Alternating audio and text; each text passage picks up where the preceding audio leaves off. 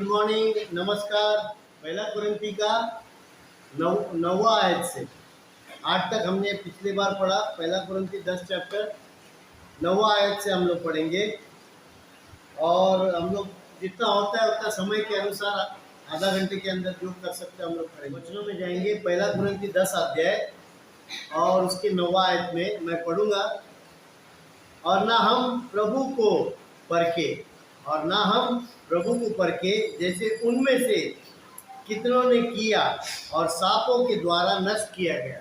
हम प्रभु, और यहाँ जो लिखता है तब किसके बारे में लिखता है? जैसे उनमें से कितनों ने किया और सांप के द्वारा नष्ट किए गए। ये मूसा के समय के लोगों के बारे में कहता है। ये कहता है कि ऐसी बात उन लोग ने किया करके उन लोग नष्ट हो गया। परमेश्वर रेगिस्तान में किसी को नहीं छोड़ा जिसने गलत बात किया। हम गिनती के किताब 21 चैप्टर के 4 से 9 तक पढ़ेंगे। ये जो बातें यहाँ पर पॉल लिखता है वो उन बातों का याद करता है। उन बातों का याद करते हुए हम लोग देखेंगे क्या ये बातें सचमुच पॉल ने कहा वो हुआ था कि नहीं। फिर उन्होंने होर पहाड़ से कुछ करके लाल समुद्र का मार्ग लिया कि एदोम देश से बाहर घूम कर जाए, और लोगों का मन मार्ग के कारण बहुत व्याकुल हो गया। तो उन लोग लाल समुद्र पार तो कर लिया, फिर एदोम शहर ये सब जगह से उनको जाना है, पर क्या हुआ फिर? इसलिए वे परमेश्वर के विरुद्ध बात करने लगे और मूसा से कहा, तुम लोग हम को मिस्र के जंगल में मरने के लिए क्यों ले आए हो? तो 5 अध्याय में ये लोग ने इतना तकलीफ इनको हुआ, हो सकता है उनके बच्चे लोग को तकलीफ हुआ, औरत को तकलीफ हुआ। तो ये सब देख के लोगों ने मूसा से कुड़कुड़ाया कि भाई ये जंगल में मरने के लिए क्यों नहीं लेकर आया, आगे क्यों लाया? यहाँ ना तो रोटी है और ना ही पानी, और हमारे प्राण इस निकम्मी रोटी से दुखित है। हाँ, हम लोग भूखा है, ना रोटी है ना पानी है, तो हम लोग को मरने क्यों नहीं लेकर आया? हम लोग भला है, उधर इजिप्ट में अच्छा था, मेहनत करते थे, 2 टाइम का खाना तो मिलता था हम लोग को। ये कहने का अर्थ है उन लोग का। ओके, आगे 6 में क्या लिखा है? अतः यहोवा ने उन लोगों में तेज विषैले सांप भेजे जो उनको डसने लगे, और बहुत से इजरायली मर गए।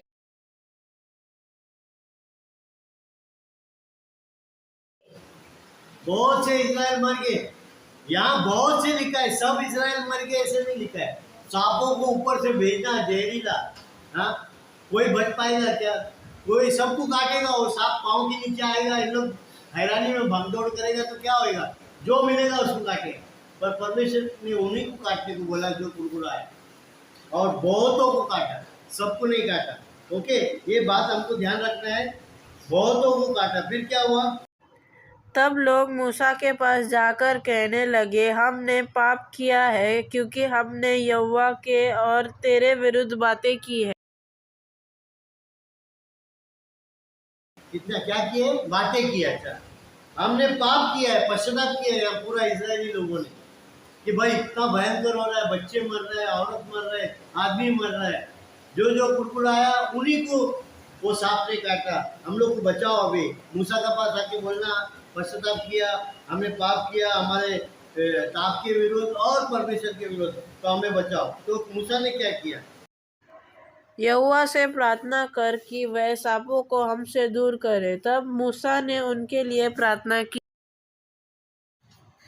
यहोवा ने मूसा से कहा, एक तेज विषैली सांप की प्रतिमा बनाकर खंबे पर लटका। तब जो सांप से डसा हुआ उसे देखेगा वह जीवित बचेगा। पीतल का सांप बना, सांप का डिजाइन बना और उसको बड़ा ऊंचा खंभे में लगा, और जो कोई वो सांप की ओर देखेगा, जिसको काटा है वो तुरंत चंगा हो जाएगा, वो मरेगा नहीं। ओके, आगे क्या लिखा है?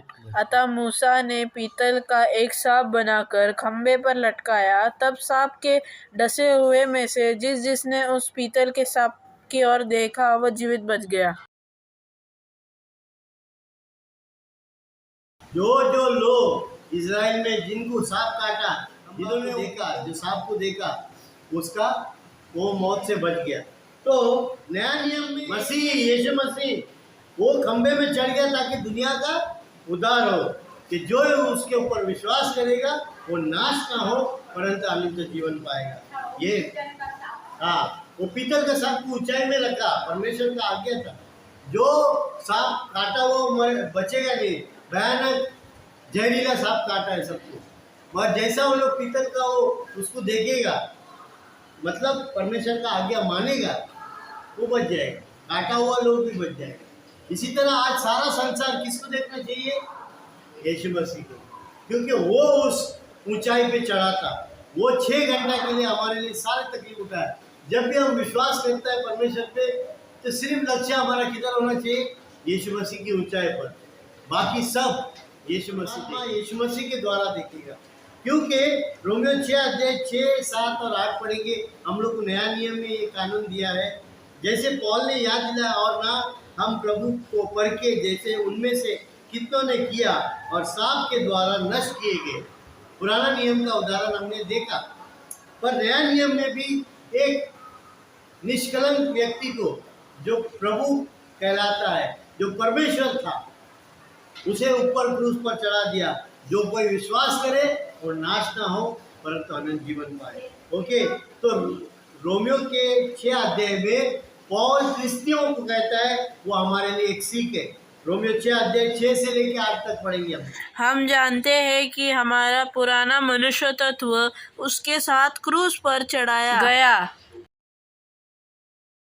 पापी मनुष्य जब ऊपर देखता है वो सांप को पुराना नियम में, तो उनका जीवन मिलता है। आज हम जब यीशु मसीह में विश्वास करते हैं तो हम कहाँ देखते हैं? उसके क्रूस पर, क्योंकि बलिदान का जगह है, लहू दिया हुआ जगह है, शरीर दिया हुआ जगह है।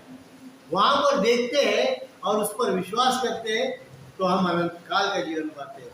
पर वो लोग 18 लाख लोग जो थे कम से कम, उसमें से जिसको भी काटा, जिसने देखा, उसको जीवन मिला, एक नया जीवन, जीवित जीवन, शारीरिक जीवन मिला उन लोगों को। पर आज क्रिस्तियों को एक आत्मिक जीवन मिलता है। एक आत्मिक बोला तो मरने के बाद एक और जीवन।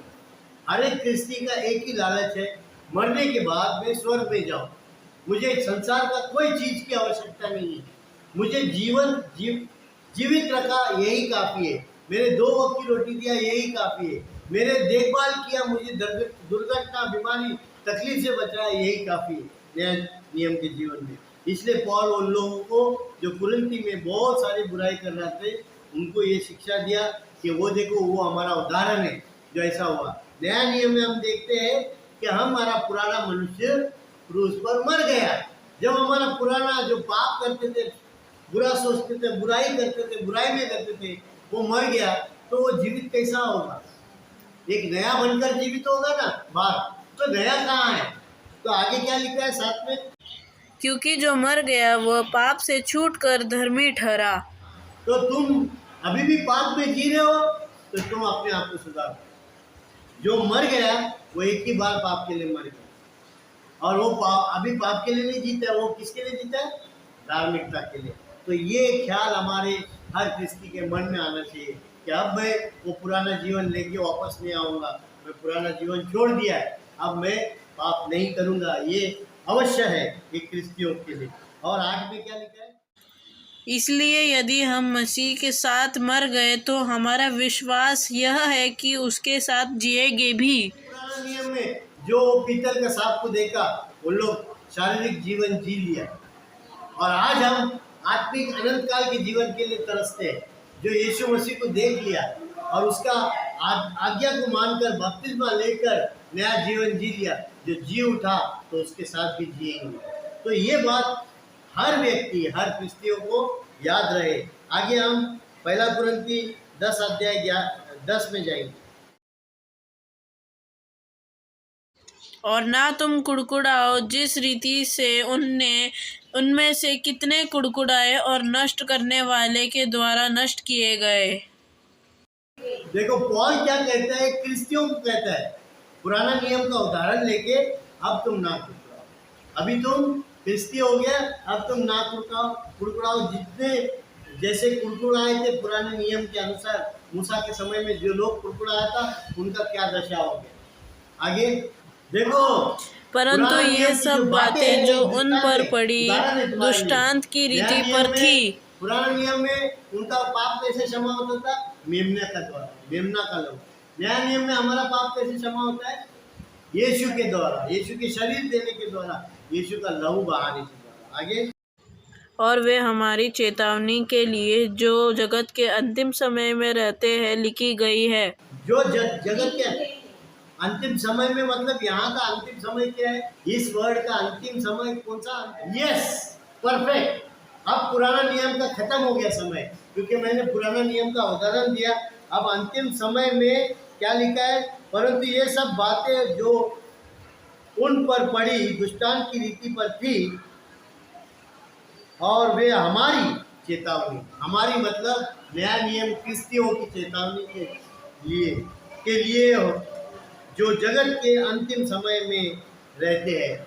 नया नियम में जो रहते हैं उनके लिए है चेतावनी। सावधान, सावधान। परमेश्वर कहता है सावधान, मैं इतना बुराई उन लोगों के साथ कर सकता हूँ जो कि उनके पास नियम था खाली। हमारे पास आज़ादी का नियम है, यीशु मसीह का लहू का नियम है। एक ऐसा नियम जहाँ पर हम कुड़कुड़ाना बिल्कुल भी नहीं करना चाहिए। हमारा लक्ष्य किधर होना चाहिए? सिर्फ यीशु, सिर्फ यीशु, यीशु ही हमारा लक्ष्य है। यदि हमने कोई चीज गलत समझा है या देखा है तो प्रार्थना कर सकते हैं हम लोग, है कि नहीं? तरीका कौन सा है? परमेश्वर ने उस रेगिस्तान में क्या सलूशन दिया? तांबा का एक सांप बनाओ, सलूशन आया कि नहीं? आज का नियम में हम क्या कर सकते हैं? सलूशन ला सकते हैं। ऐसा सलूशन जहाँ शांति बना रहे, ऐसा सलूशन जहाँ प्रेम बना रहे, ऐसा सलूशन जहाँ परमेश्वर प्रसन्न हो। इंसान को प्रसन्न करना हमारी काम नहीं है या हमारा बात नहीं है। ओके, तो सलूशन ऐसा होना चाहिए जहाँ पर किसी भी को, किसी के लिए भी तकलीफ ना हो, क्योंकि ये विश्वास जरूरी है। जब परमेश्वर है अनंत काल के जीवन तक, तो हमारा परमेश्वर जरूर न्याय करेगा, न्याय जरूर करेगा। हाँ, बात यह है जो पापी है उसको पश्चाताप करना बहुत जरूरी है, जल्द से जल्द पश्चाताप करना बहुत जरूरी है। ओके, अभी 11 पढ़ा, 12 पढ़ेंगे। इसलिए जो समझता है मैं स्थिर हूँ वह चौकस रहे कि कहीं बाइबल गिर ना कितना पड़े। क्लियर है, जो समझता है वो स्थिर है, और बाकी सब गलत हो सकते हैं, है ना? ऐसा ही होएगा। कुरिन्थी की कलीसिया में गलतियां ही गलतियां है, पूरी तरह से गलत है। पौल एक एक करके सब गलतियां को सुधारता है, एक एक करके धीरे धीरे सावधानी लाता है, क्योंकि कुरिन्थी की पत्र के बाद ही आराधना में सुधार आया। कुरिन्थी की पत्री के पहले आराधना सिर्फ आते थे, वो रोटी तोड़ता था, द्राक्ष तोड़ता था, निकल जाते। किसी को मिलना नहीं, किसी को कुछ नहीं, भाई आके रोटी तोड़ना, याद करना नहीं हो रहा। हम देखेंगे तो 11, 12, 13, 14 में सब आराधना की बातों को उसने स्ट्रीमलाइन किया, मतलब तैयार किया। नए नियम के क्रिस्तियों को ऐसा होना चाहिए। और 16 में भी है, 16 में दान के बारे में है, उसमें भी स्ट्रीमलाइन किया। हर एक चीज को उसने 11 से लेकर 16 में स्ट्रीमलाइन किया कि ऐसा होना चाहिए नए नियम का सिस्टम। तो यहाँ से शुरू होता है 10वां अध्याय से, जो गलतियां था उसको सुधारने के लिए। गलतियां क्या था? एक कमजोर भाई के बारे में था, 8, 9 और 10 में देखेंगे।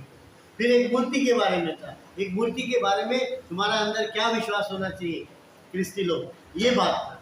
ये बात आज कोई भी मसीह की कलीसिया में नहीं सिखाया जाता, क्योंकि कहा जाता है ये सब नहीं सिखाने। अरे जो सत्य है उससे हम मुंह नहीं फेर सकते, जो सत्य है उसको बताना है और सत्य से बताना है। और यदि कोई बात करेंगे तो उनके ऊपर 3 प्रश्न है, कौन लिखता है, किसको लिखता है, क्या कारण से लिखता है। उधर मूर्ति पूजा का प्रॉब्लम हुआ था, क्यों लिखता है, कौन लिखता है, कौन लिखता है, किसको लिखता है, क्रिस्ती को लिखता है, तो किसके लिए हो गया, हमारे लिए हुआ क्या नहीं हुआ।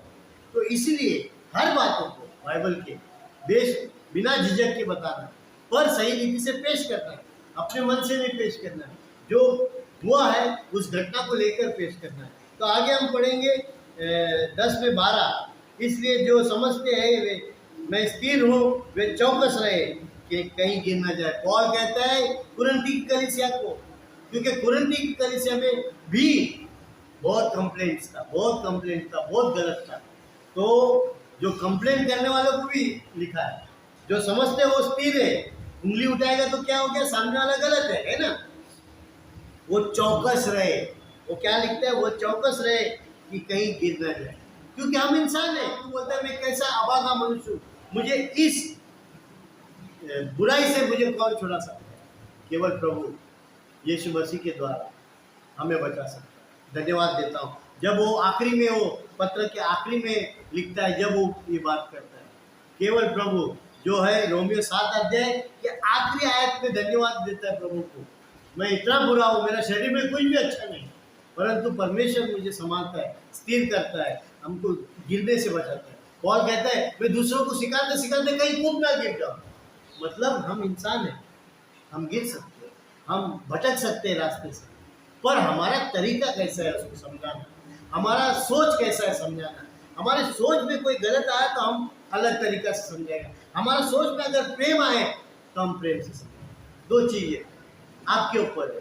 पर अगर तुम्हारे अंदर गलत सोच में से समझा रहे हो तो तुम्हारा सोच और तुम्हारा समझाना व्यर्थ है, व्यर्थ है। बाइबल कहती है व्यर्थ है। अगर तुम प्रेम से उसको लोगे तो अच्छा आदमी को झुक जाएगा, अच्छा आदमी झुक जाएगा। ये परमेश्वर का वचन का वादा है। ओके, तो हम बहुत सावधानी से इस कलीसिया के अंदर अपना कदम बढ़ाए, क्योंकि ये बात कुरिन्थी कलीसिया को लिखा गया है। 8 में लिखा है, 9 में लिखा है, अभी 10 में भी लिखा है। तीनों चैप्टर का एक ही समस्या है, मूर्ति पूजा के ऊपर ध्यान लोगों का।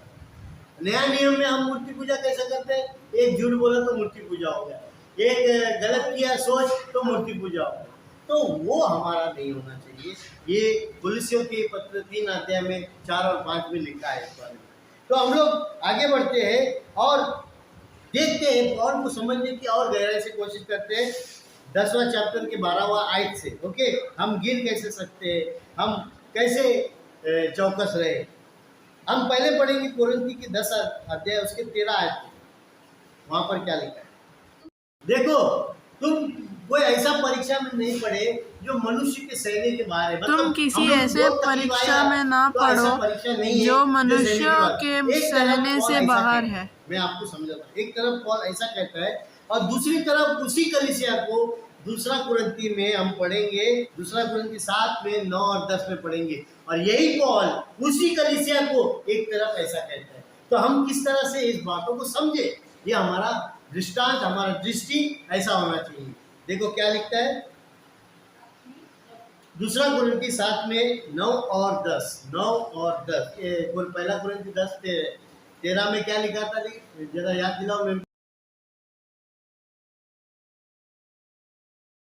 तुम किसी ऐसी परीक्षा में नहीं पढ़ो जो मनुष्य के सहने से बाहर है। ऐसी परीक्षा में न पढ़ो, क्योंकि तुम्हारे ऊपर बहुत उंगली उठ सकती है। और क्यों ना उठे, अगर तुम गलत है तो उठना ही उठना है, जरूरी है उठाना, पर वो तरीका है।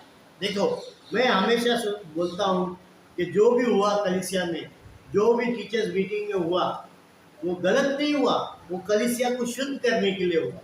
पर शुद्ध करने का जो तरीका है वो गलत है, पूरी तरह से गलत है। उसमें प्रेम नहीं दिखता है, उसमें धीरज नहीं दिखता है, उसमें विश्वास नहीं दिखता है। इसलिए वो तरीका को सुधारो, क्योंकि पॉल एक जगह ऐसा बोलते हैं और दूसरी जगह दूसरा कुरिन्थी 7 में 9 और 10 में क्या कहता है, वही वचन 9 और 10।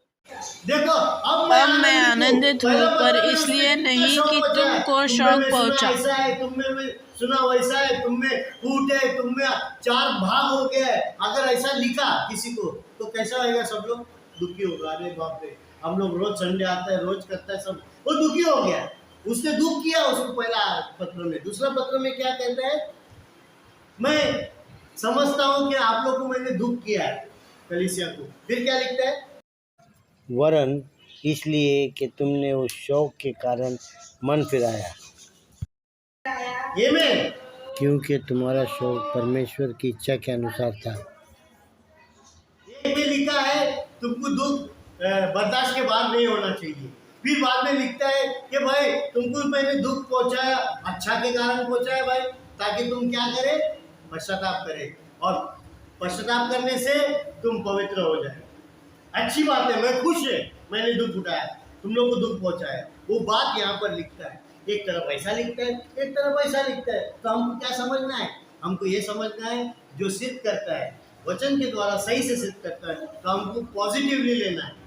यदि मैं गलत हूँ तो मुझे मानना है मैं गलत हूँ, पश्चाताप करना है और फिर उस गलती से दूर भागना है। एक तरफ कहता है कि तुमको ज्यादा शौक होना नहीं चाहिए मनुष्य से, एक तरफ कहता है कि मैंने शौक पहुंचाया तो बहुत अच्छा किया क्योंकि तुम्हारा पश्चाताप हुआ, क्या आत्मिक पश्चाताप हुआ, जिससे तुम्हारा उन्नति होता है। आगे क्या लिखा है? कि हमारी ओर से तुम्हें किसी बात की हानि ना पहुँचे। हाँ, क्यों मैंने तुम्हें शौक पहुंचाया? क्योंकि मैं खुश हूं कि तुम्हारे को सावधान किया ताकि तुम्हें कोई हानि ना पहुंचे। हानि कौन पहुंचा सकता है आपको?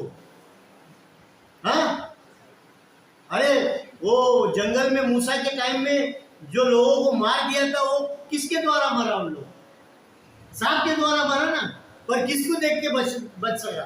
वही पीतल का सांप को देख के बचा। नया नियम में जब हम गलत करते हैं और यीशु से हमारा लक्ष्य हटाता है तो हम किसके हाथ में चले जाते हैं? सही बोला, शैतान बहुत सताता है, बहुत सताता है। अच्छे अच्छे दिमाग को खराब कर देता है ताकि इंसान अच्छा देखने का बदली गलत देखने लगे। तो ये सब चीज से हमको बचना है। पॉल एक तरफ ऐसा कहता है, एक तरफ ऐसा कहता है। तो क्यों कहता है भाई? किस लिए कहता है? किसको कहता है?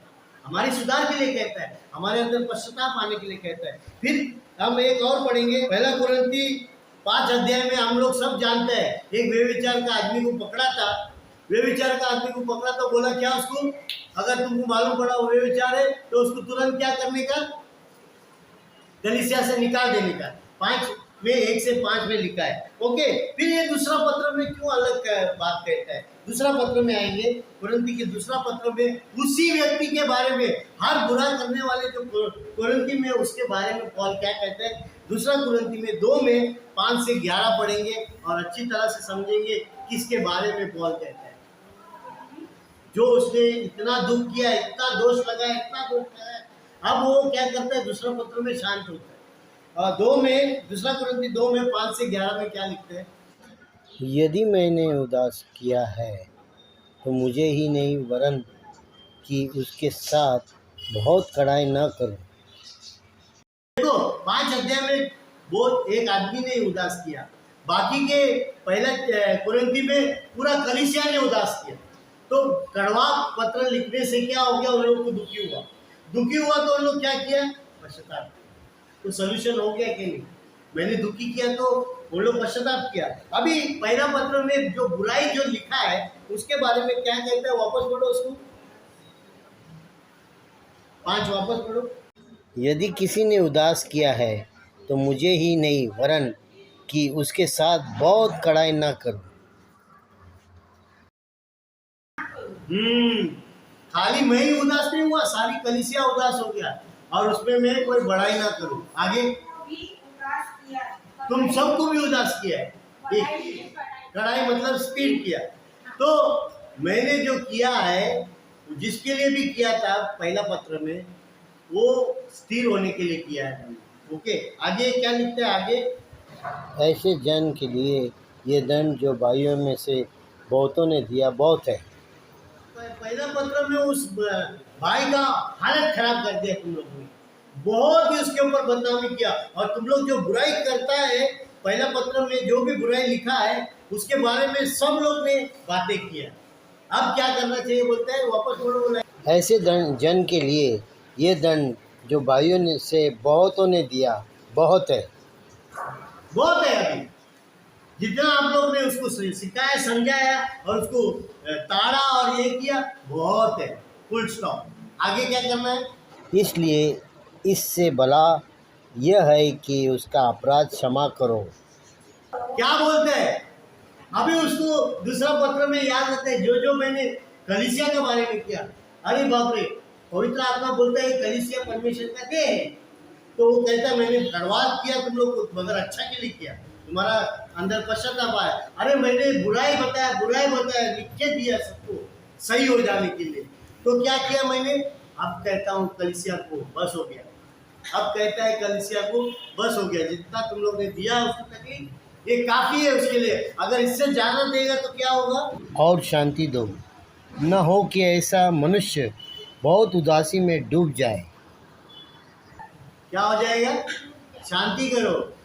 ऐसा ना हो कि इतना हो तकलीफ में आ जाए कि डूब जाए, मतलब दूर हो जाए परमेश्वर। फिर आगे क्या लिखा है? इस कारण मैं तुमसे विनती करता हूँ कि उसको अपना प्रेम का प्रमाण दो। क्या का प्रमाण दो? करेक्शन है। जो पहला पत्र में उसने सब प्रेम कुछ का बोला, ये प्रमाण किया, दो। वो किया, ये प्रॉब्लम है, वो प्रॉब्लम है, या उसको बताया गया या उसको मालूम पड़ा, दो में से। ओके, तो अब वो बोलते हैं मैं दुखी हूँ, तुम लोग को दुखी करके। अब मैं आऊंगा तो छड़ी से नहीं आना चाहिए, मैं प्यार से आना चाहिए तुम्हारे पास। वो कड़वाहट लेके नहीं आना चाहिए, क्योंकि तुम्हारा मन ऑलरेडी परमेश्वर का आत्मिक पश्चाताप हो चुका है। तो अभी वो इंसान को और मत सताओ, और सताएगा तो वो डूब जाएगा। फिर क्या लिखा है 11 में? क्योंकि मैंने इसलिए भी लिखा था कि मैं तुमको परख लूँ। मैं देखना चाहता हूं कि तुम लोग किस तरह से कलीसिया में न्याय करोगे उस व्यक्ति का, उस व्यक्ति ने जिसने बुरा किया, या उन सब बातों को जो कलीसिया बुराई करते हैं, तुम लोग किस तरह से हैंडल करोगे, ये मैं परखना चाहता हूँ। कौन परखना चाहता है? कौन परखना चाहता है? रुको, सुनो सुनो सुनो, कौन परखना चाहता है? हाँ, कौन परखना चाहता है कुरिन्थी की कलीसिया को? यहाँ परमेश्वर का नाम नहीं है।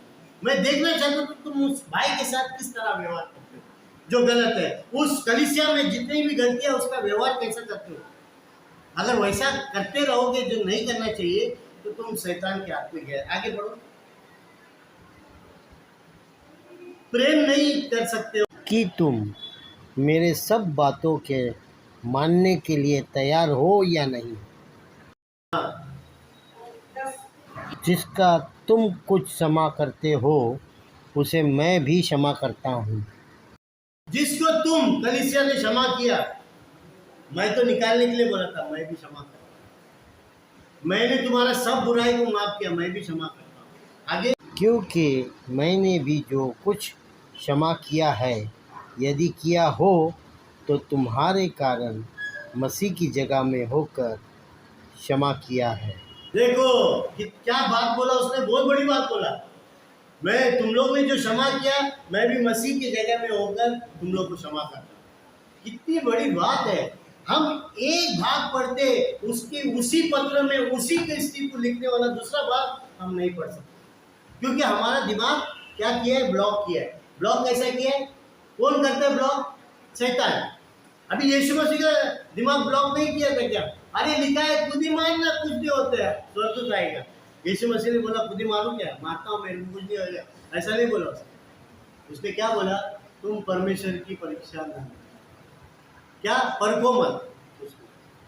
मैं जानता हूँ तुम मेरे को वचन सिखाता है, वो वचन मैं नहीं बनाया भाई, तुम मेरे को मत सिखा। ओके, तो दिमाग हमको लगाना है। एक तरफ पहला कुरिन्थी में पौल ऐसा बोलता है, दूसरी तरफ एक बात को बदलता है। मतलब क्या हो गया? इसका मतलब क्या हो गया? प्रेम। इसका मतलब क्या हुआ? क्षमा। इसका मतलब क्या हुआ? धीरज। ये होना बहुत जरूरी है, बहुत ही जरूरी है। यदि प्रेम ना हो, तुम यीशु मसीह को क्रूस पर नहीं देख पाओगे। यदि प्रेम ना हो, तुम क्षमा नहीं कर पाओगे, क्योंकि क्रूस के ऊपर सिर्फ क्षमा था, हर मनुष्य के पाप का क्षमा। ओके, मतलब इसका मतलब ये नहीं है कि मैं पाप करते रहूं, मुझे क्षमा मिलते रहेगा। और तो सीधा कहता है, कदापि नहीं, पाप रुक जाए, कदापि नहीं, मैं करूंगा नहीं। मुझे लड़ना है, पौल जैसे लड़ा। हमेशा मैं कहता हूँ, वो हवा में नहीं लड़ा, वो सही जगह पे मार कर लड़ा, ताकि मेरा शरीर को काबू में रखूं, ताकि मैं पाप ना करूं।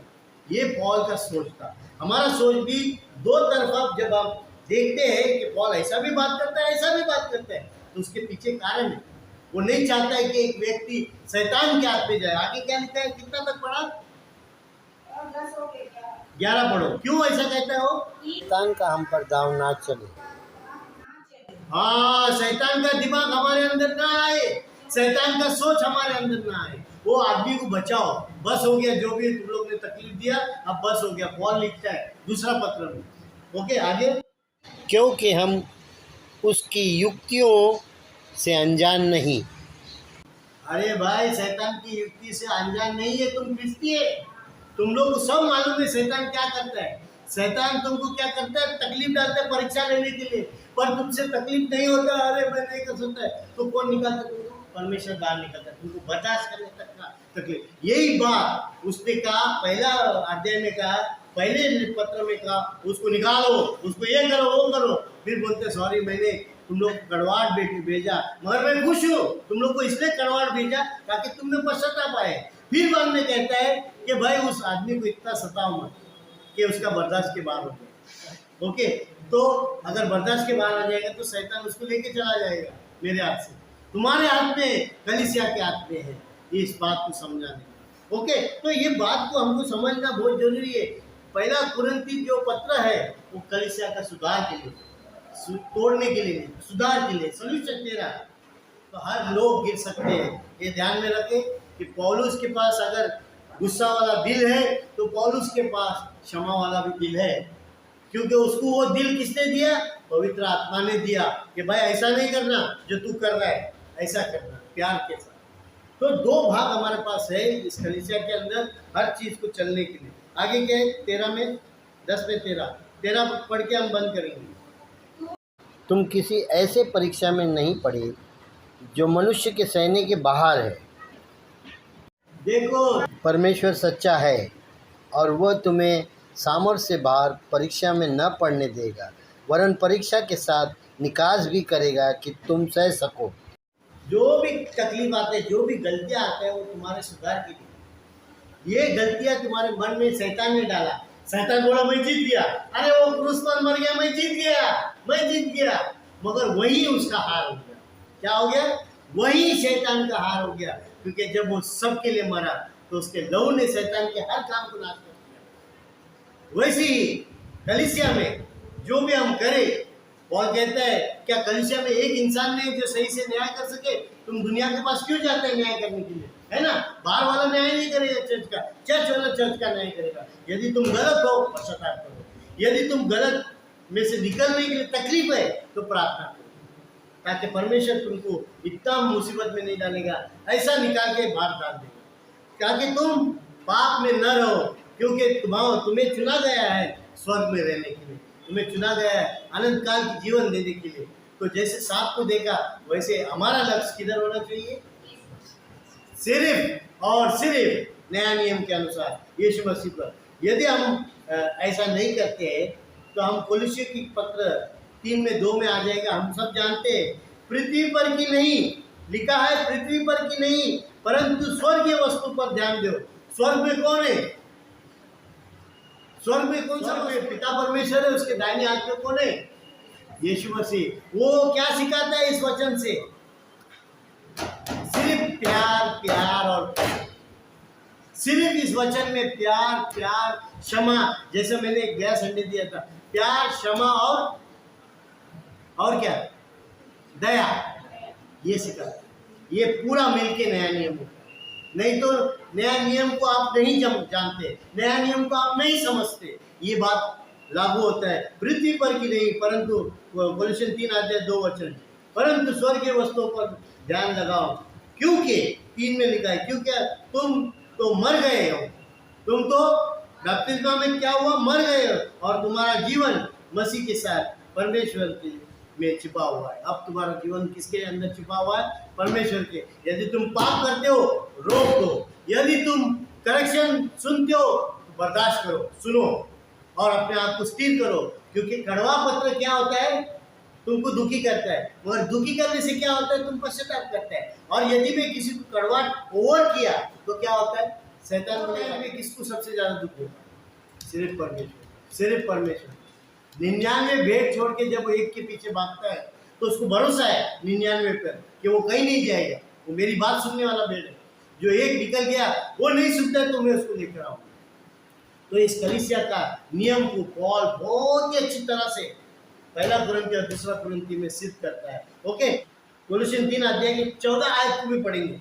14 आयत में क्या लिखता है? इन सब के ऊपर, इन सब के ऊपर, यानी कि जो भी तुम्हारे अंदर बुराई है जो मूर्ति पूजा के बराबर है, इन सब के ऊपर क्या करने का, क्या करने का, जोर से बोलो मेरे को सब, क्या करने, प्रेम। इन सब के ऊपर प्रेम को जो सिद्धता की, तुमको सिद्ध करने वाला का क्या है, कटिबंध है, परफेक्शन, सिद्ध करने का कटिबंध है, तुमको परफेक्ट कर सकता है प्रेम। ओके, इन सब पर, सबके ऊपर प्रेम जो सिद्धता का कटिबंध है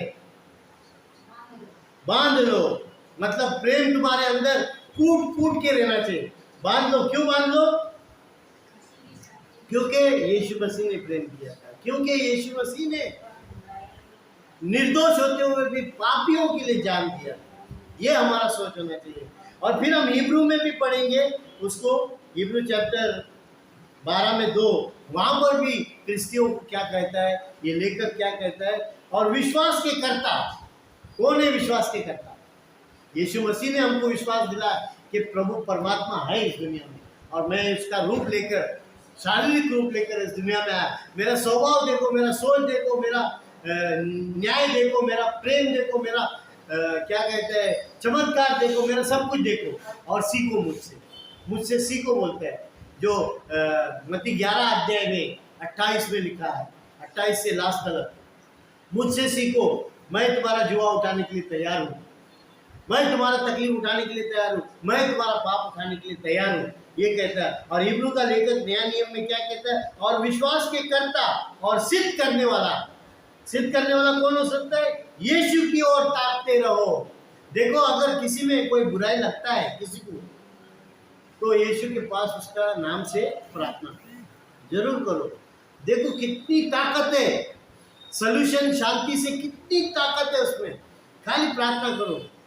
देखो तुम विश्वास में अभी आएगा ना, मैंने क्लियर किया, अभी तुम विश्वास में आएगा ना, तुम इतना ही विश्वास करके आओ कि तुम पापी हो।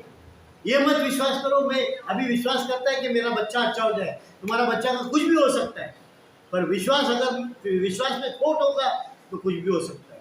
विश्वास खरा होगा तो तुम्हारा सब कुछ हो सकता है।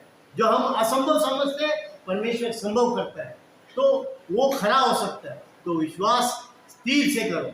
विश्वास तुम्हारा बच्चा अच्छा होने के लिए मत करो। ये बच्चा को जो बनाया है ना, वो लेके भी जाएगा तो तुम दुखी मत हो, वो चुपचाप सुनते रहिए। मैं बोला तुम्हारा आदमी किधर है? देखो, फिर मैं बोला क्या करने का, इन लोग कैसा समझाने का। मैं पूरा हफ्ता प्रार्थना किया, सपना पास लेकर परिवार को, सबको आने दो, सबको आने।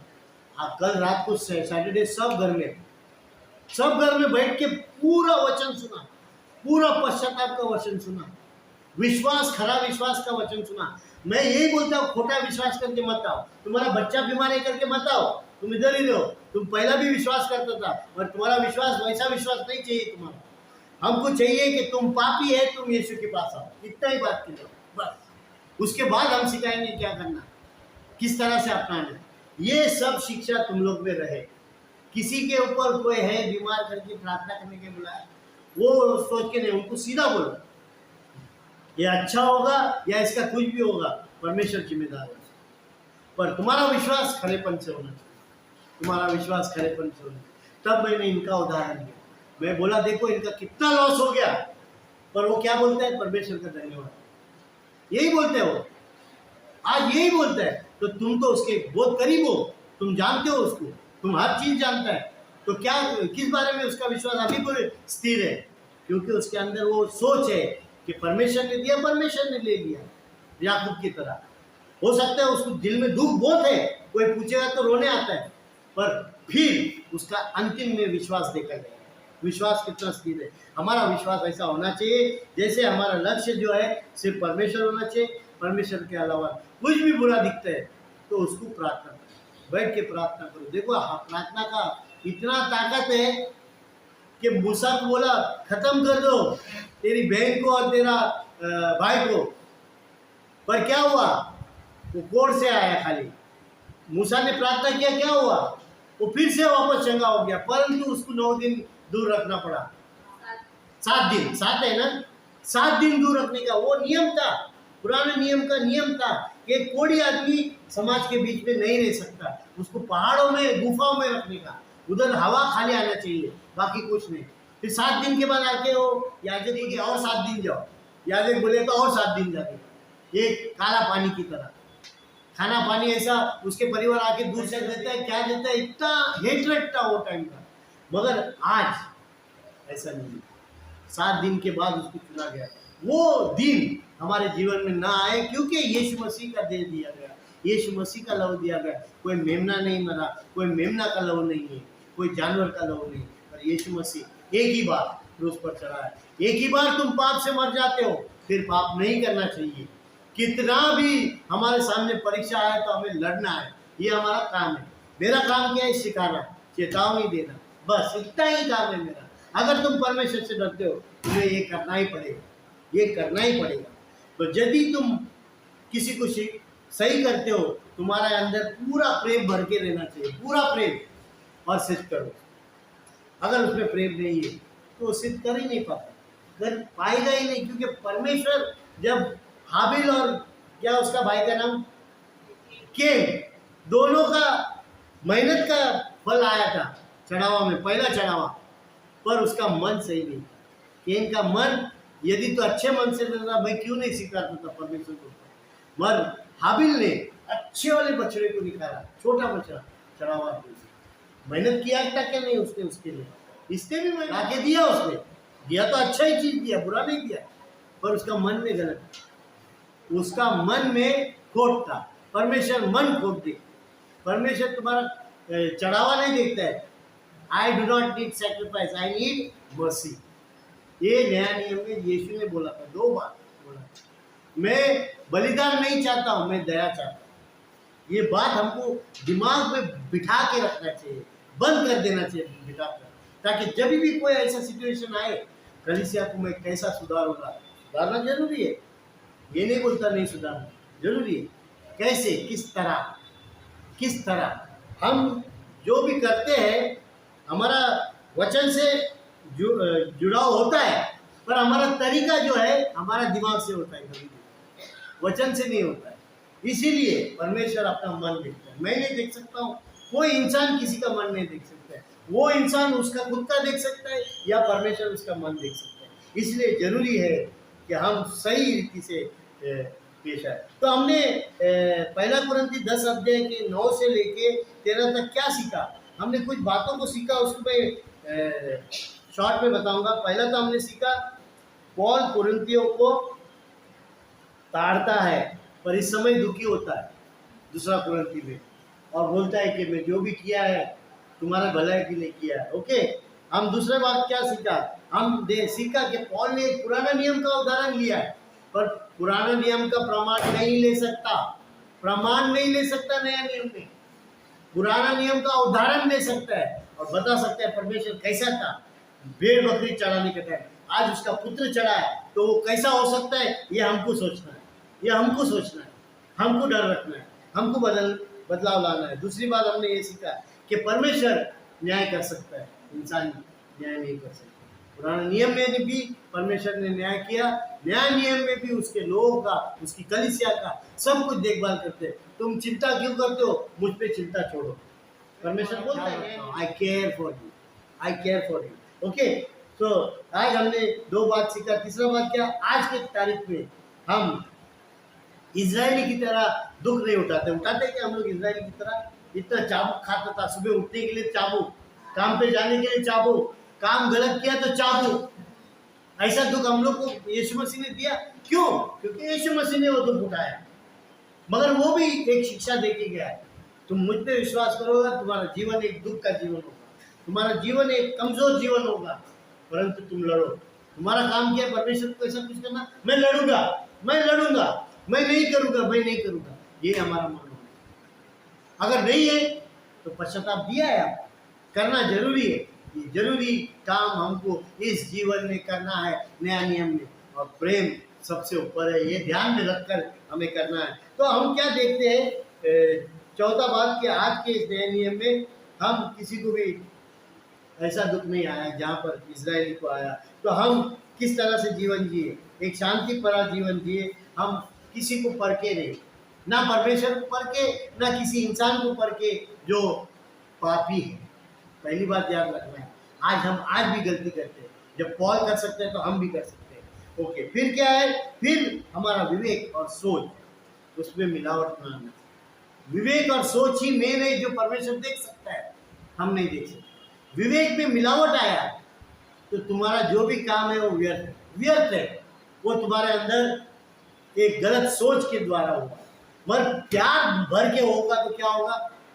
अगर समझो एक माँ है, अपना बच्चा कितना भी गलत करते हैं तो उसको क्या वो फांसी लगा देगा? वो क्या करेगा? सुधारेगा, समझाएगा, समझाएगा। नहीं समझाएगा तो क्या करेगा? छड़ी या झाड़ू लेगा मारने के लिए। मगर वो भी नहीं होता तो फिर क्या होगा? फिर वो खराब हो जाता वो बच्चा। वो बच्चा हाथ से निकल जाता शैतान की दुनिया में। परमेश्वर ने ये दुनिया बनाया प्रेम के द्वारा जीने के लिए, शांति जीवन जीने के लिए।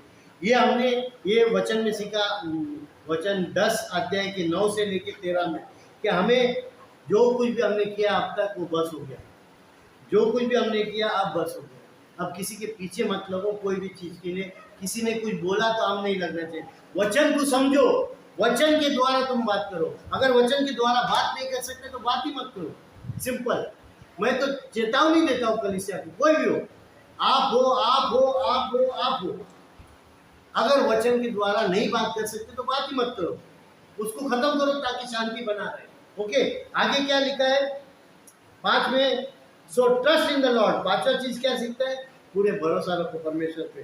परमेश्वर उस अच्छी तरह से समझो, भरोसा रखो, अच्छी तरह से समझो, ताकि वो तुम्हारे अंदर वो प्रेम भरेगा जो हम सब के अंदर होना चाहिए। आमीन। समझ में आया? आमीन।